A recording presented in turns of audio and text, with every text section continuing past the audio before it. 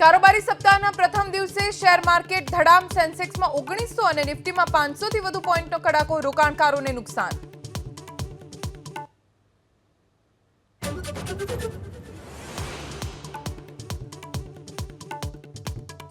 મહેસાણામાં ઓએનજીસીનું ઓઇલ મિશ્રિત પાણી ચાલાસણ ગામના ખેતરમાં ફરી વળતા પાક બરબાદ, ખેડૂતોએ વળતરની કરી માંગ.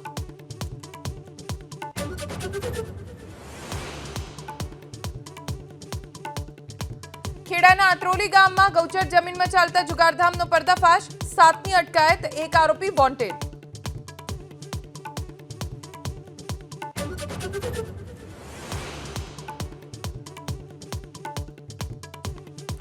રાજકોટ ગોંડલ હાઈવે પર પાઇપલાઇનમાં ભંગાણ, પાણીનો વેડફાટ, લોકોએ ધોયા પોતાના વાહનો.